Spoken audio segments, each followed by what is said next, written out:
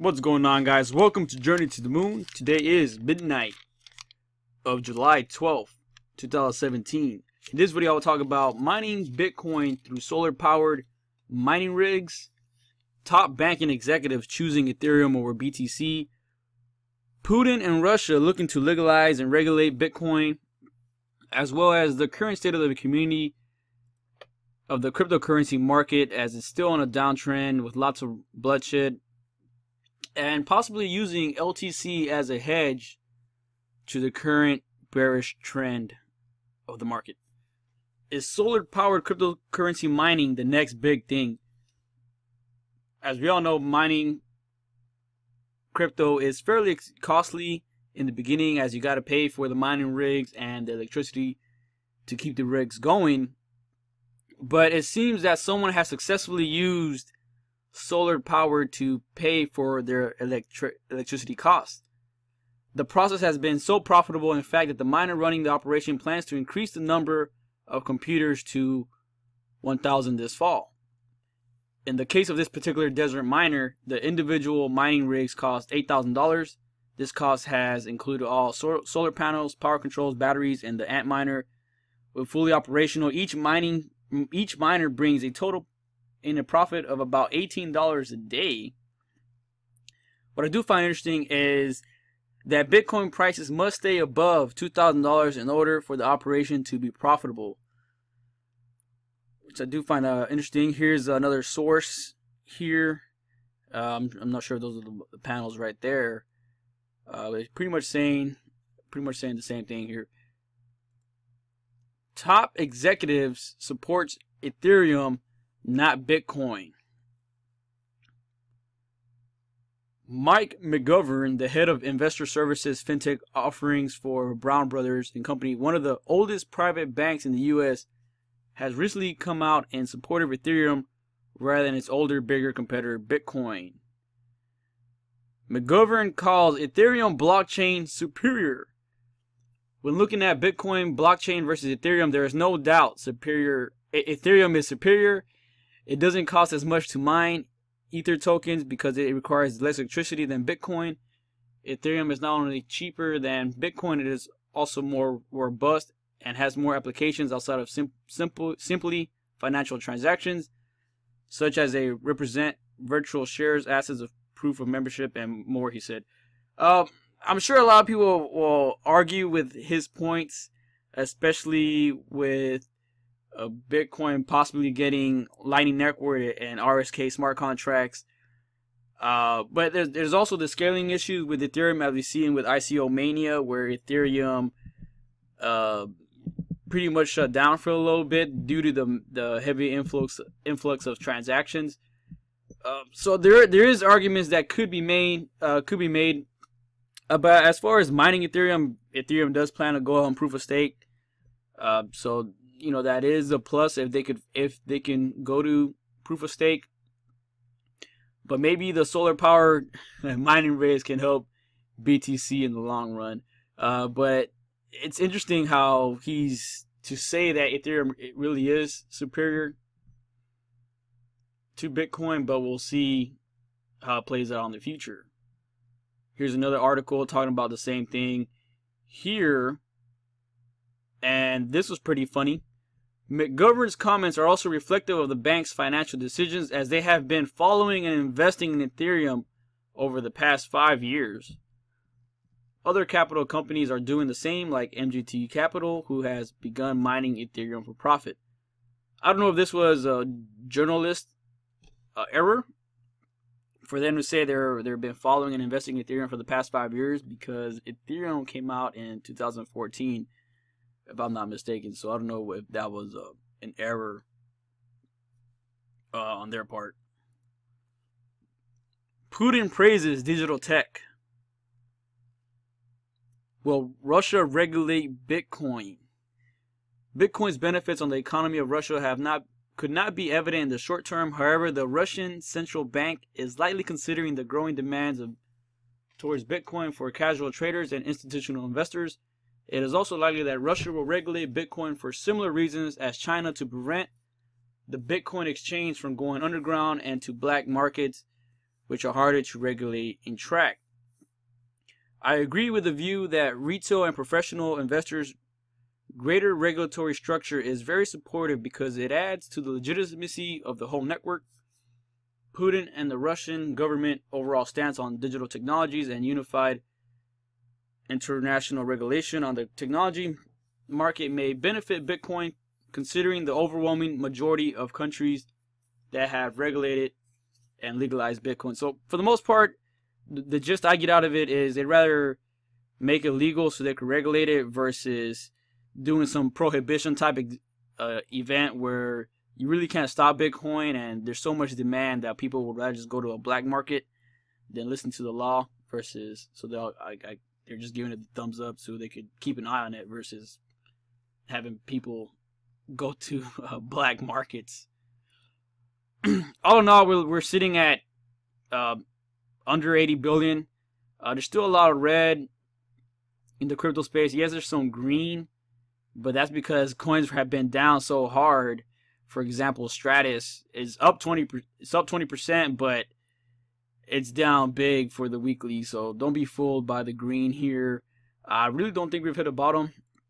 But anyways, let's look at this coin. Just came out and the volume's not there, so don't be seduced by this number here. It's really low volume and it's on Cryptotopia. But anyways, the biggest winner today has been metal. But when you look at metal is from what I understood, it's a digital wallet for just another way to spend your cryptocurrency, and you earn 5% metal on every purchase. For the most part, I kind of glossed over it, but it did hit the exchanges past 48 hours. And from what I understand, I saw a screenshot that the ICO price of metal was 15 cents. I'm not sure if that's true. I don't know, but they say the ICO price of metal was 15 cents. So if you got in the ICO, I would like to know what the ICO price was for metal. But let's say you got in the moment it hit the exchange at $1.25, $1.25. It's done fairly well in this current market, where you would have ran up to 365, just about 375. So you still got, 2x, 3x returns if you got in July 9th, as it is on Bittrex here. But I think it's one of those coins where I don't want to say beginner's luck, but to some extent, when a new coin hits the exchange, there's a lot of hype, there's a lot of pumping. So a good example is like Numerai, where it hit the exchange at 35, and in the next 48 hours, it just like ran up to 165 at 4x returns here, and even over here above 100. But ever since then, it's just been a tank job, just down and down. And look, it's $20. I mean, it's 50% from the day it came out, which it ran up to like $40 fairly quickly. And even if you got in here, 88, I mean, it's bad. It's very bad. So, I'll keep my eye on metal. I mean, I'm not gonna get in it, as I didn't invest in the ICO and I'm bag holding right now. But that's part of the game, where they'll get the latest coin. As soon as it hits the exchange, they run it up and then they'll sell. And there's people that, they got on the ICO. But not every ICO is profitable from the start. So as I was looking into ICOs, here's ICOstats.com. And I went to the latest ICOs that have been released. So we have Ad Token Status and Bancor co-funded, and then we have BATS, which BATS was at 3.5 cents, and it hit the exchanges at 15 cents. But we all know with BATS token, it was sold out immediately with like 200 whales for the most part that bought it up and did a sell price at 15, and it went up to like 20 cents, 22 cents at one time. Obviously, it's sitting at 8 cents right now. But where I'm going with this is, if you look here, token card is barely in the green. It was a little red earlier.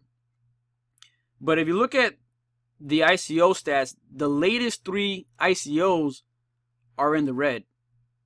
Other than that, every single ICO has been in the green. Even if you go to the second page here, hopefully it goes. Here's the second page. Everything's in the green. Some really big winners here and there. But the latest 3 ICOs, obviously it's still early, but due to the state of ICO fatigue and Ethereum scaling issues and handling transactions, these are pretty big L's in terms of ICO mania. These were last month, so ad token barely came out, so it just really doesn't have. Well, it didn't really barely come out, but they haven't really updated it. But look at that. The only losers are the ones that came out last month with the ICO mania. Let's see here. Let's go to the next page. Chaincoin still doing fairly well. That's what I was going to get to. So let me go back to the... Other than that, Litecoin has been doing fairly well. I'm not gonna, like I said, I'm not gonna get caught up in the new coin, as it's probably gonna do a numerai or other coins that they pump on the first day. But Litecoin has done fairly well in the past 4 days, and if you do look at the charts, here's the weekly chart here. It did have a 4-week pullback. But other than that, it is on an uptrend. So if you look at, this was the downtrend here, and if you count, you do a 9 count. 1, 2, 3, 4, 5, 6, 7, 8, 9. It just when it hit 9, there was a spike, and then people started selling. The 9 was a sell, and then that was a 4-week pullback. 1, 2, 3, 4, and here's the first green. 1, 2, 3, 4, 5, 6. So we're currently here, and we all know how the past 2 days have gone in the market. But with that being said, it's not a big red candle. If anything, this is still bullish in terms of it's still at the high, the double top here, and it really hasn't gone down. So let's look at the daily chart. Look at the daily chart here. Let's scale out a little bit.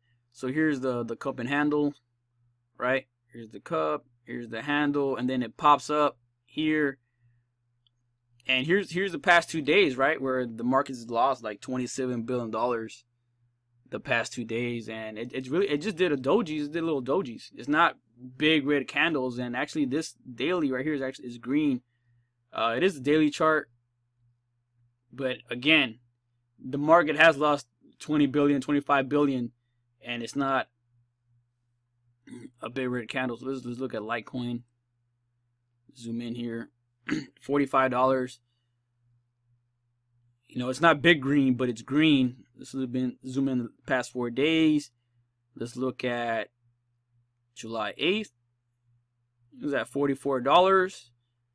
4 days later is at 45, which is not spectacular, but again, given the current state of the market,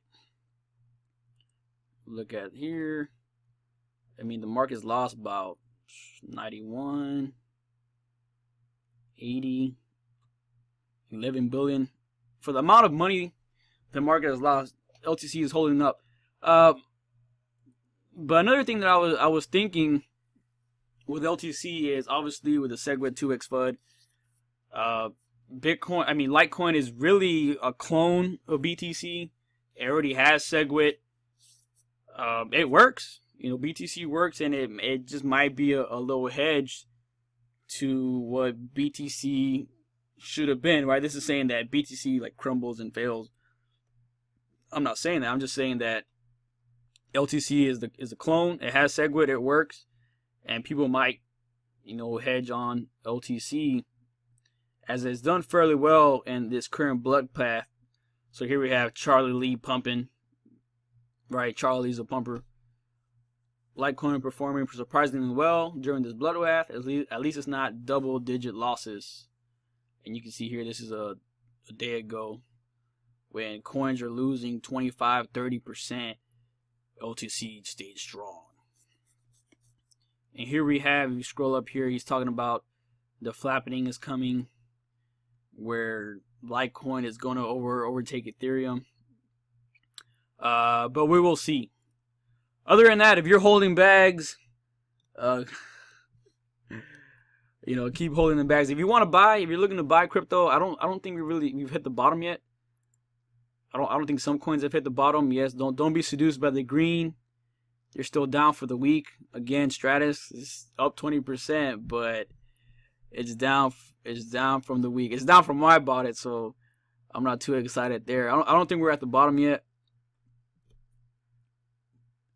And again, I don't see how 20-30 billion will come back into the space with all the current SegWit 2x user activated soft fork FUD. I don't see how, with all the FUD in the crypto space, I don't see how 20 or 30 billion will come back into the space.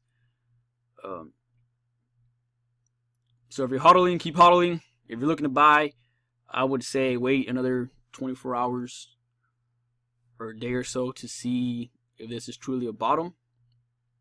And Litecoin will probably be a good hedge. I mean, like, again, the TA looks fairly well, given that the past 48 hours has been an absolute bloodbath. LTC has held on.